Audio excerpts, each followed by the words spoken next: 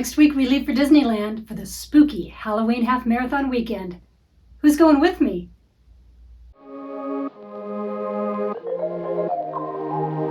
You know that I'm the queen of overthinking. It's like we're done before we even started. So if this is the end now, baby, know that I gave it my all. I believe in us, I won't give up on you. I will be holding on for life. Hope you believe in us, please don't give up on me. At least give me a try. 'Cause you're the best thing, the best thing. You're the Final run of the week. Man, this week has been full of running issues, time constraints, and technical issues. I have been working in my office as a party of one since after COVID, and I finally got the okay from our board to hire a part-time assistant. So all week, I spent 2 days just back-to-back interviewing. So of course you always want to put your best foot forward. So I was dressing really nice, not wearing the flats that I normally do. I was wearing high heels for 2 straight days walking around. And bad me, I know I shouldn't do that, can't do that. But again, I was trying to put my best foot forward, which caused my best feet to go kaputs. First run of the week was actually on Wednesday. I couldn't even run half a mile. I ended up walking the entire time, and I only did 2 miles. I only did like half of the 45 minutes because my foot started feeling like I was getting that plantar fasciitis pain, and I thought, nope, oops, no, not this close to half marathon weekend. I don't want to be injured. I'd rather suffer the consequences now than on the actual race course. I did not do any running on Thursday for the second run, and today we are out for our 3-miler here at the end of the week. I actually better do some running, huh? My foot feels good. My knee feels good. I think taking that time off was a smart choice for me. Yes. I'm also breaking in a brand new pair of shoes. So having been in heels all week, plus new shoes, this was a whole week of bad decisions. And then I thought, well, you know, I haven't used this guy for a while. Let's go out and use him. It filmed for about 30 seconds and then died. The battery was at 50%, so I really don't understand what's wrong with my GoPro. I did ruin about 5 batteries because I was always worried about them running low, so I was charging them all the time. Apparently, if you do that, if you overcharge them, mine got really puffy, swollen, and well, that's not good. You have just ruined 5 batteries. I just hit the halfway point, doing about 12 something a mile. I couldn't really hear what she said. I'm okay with that because filming and dinking with this, it'll affect your pace. I will be working Labor Day weekend, or Labor Day holiday, that Monday. So packing has got to happen today, this weekend. I'm on that final countdown now. And so the madness begins. I don't know about you, but I am not a big fan of packing. I really do not enjoy this process of the vacation. But regardless, I'm going to show you some of my tips and tricks that I have done for years of Run Disney races. Am I the only one that researches the hotels to find out what kind of coffee maker they have? If they have a Keurig, and some of the deluxes do, I have researched the hotel. In fact, I stayed at this hotel I stayed there in January for the Disneyland when they brought the races back. So my hotel does have a Keurig coffee maker. So I bring my own refillable pod, I guess you call it, and then I bring my own coffee. So if you haven't tried Good and Gather from Target, they're delicious. This way, I can have my own coffee. And I just pack it right there. I do bring my own coffee pot. I mean, it's very tiny, takes up hardly any room in your suitcase. I think I bought it Black Friday one year for less than 20 bucks. So I like to bring this because I like to do oatmeal in the morning. And I buy the big Gigando box because we've got a lot of Run Disney races here in our future. So this is the best, most economical way to do it. That way you can just bring enough for each morning, brew up your hot water, and then I also bring another, I guess I should have been wrapped these, but then I bring another little cup. I don't sweat, I sparkle. So I put my oatmeal in there, brew up my water. This way, I'm not using the coffee maker that's having all the coffee go through it. This only does water. Is it me? Is it you? Does anybody else not want to have coffee water in their oatmeal? When you're thinking about the races, you want to determine how many pairs of shoes you want to bring. This weekend for Halloween Half, we have 3 races. I'm bringing 2. I'm going to pack 1, and then I'm going to wear a pair on the plane. That way, if your luggage gets lost, at least you have 1 pair of running shoes. For Dopey, I will actually bring 3 pairs of running shoes.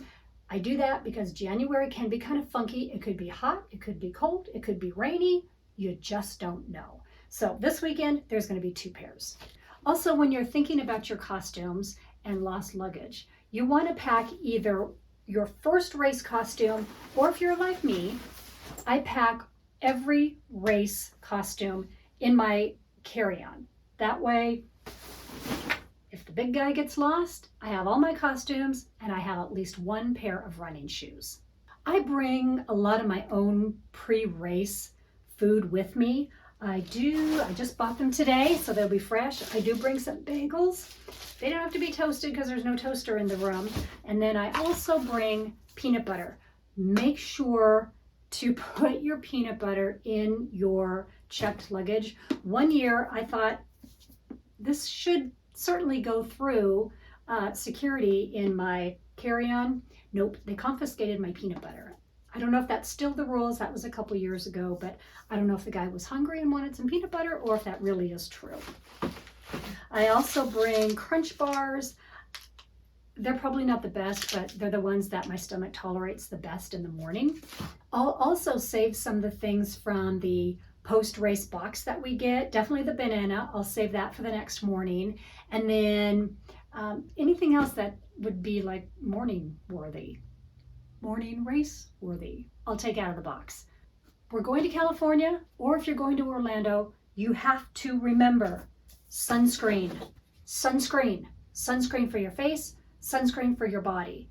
And yes, I will put sunscreen on for the 5K and the 10K, even though I know I'm going to start in the dark and I'm going to finish in the dark. I don't care. I am slathering myself with sunscreen. So should you. I also, oh, this is appropriate too. It's spooky. It's Minnie Mouse spooky. I'll buy remnants of fabric from Joann Fabrics. They're normally, this one I think cost me 58 cents. And this is, look at her. Isn't she cute?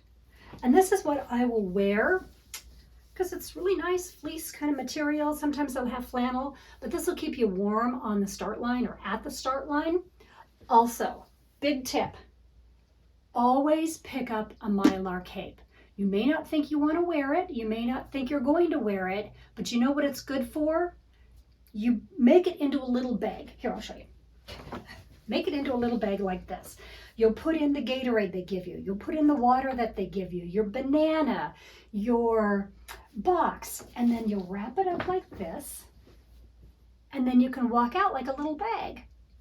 I've always had difficulty kind of balancing. I got my banana and my drinks and my water and my medals, and sometimes I don't wear the medals, and they're just kind of, it's a juggle. It's a juggle. It's a struggle juggle for me. A struggle juggle. I like that. So pick up a Mylar bag or Mylar cape and use that for your bag to carry all your stuff. I discovered packing cubes. Oh my God. They are a lifesaver. I actually buy the ones, here's just a little one so I can show you. These, I have the regular ones. I have the ones that are just the regular ones. These are compression ones. These are so amazing because they make it so flat. They don't, if you pack right, they don't wrinkle your clothes too much. So don't pack a week beforehand and stick them in compression, because yes, they will be wrinkly, but these are great. You want to make sure though that because they're so small and so compact, they're squishing your clothes down. You don't want to overpack, and then you're going to have a heavy suitcase. That's why I also carry, where is it here? This little guy right here. So this is my suitcase. You just put this on the handle, and that'll tell you if your suitcase is too heavy. Find this out before you leave your hotel. Don't discover that at the airport, because that's a messy mess. If you are undoing your suitcase, trying to repack, make it lighter, do it at your leisure before you leave the hotel. Amazon, it was hardly anything. Best thing I've ever bought. Also, make sure to check the weather report. It's going to be bloody hot in California, but that's okay, because it's bloody hot here. But it never leaves my suitcase. And I bought this one time. It cost me like 65 bucks. Thank you, Mickey. But I did buy a rain jacket.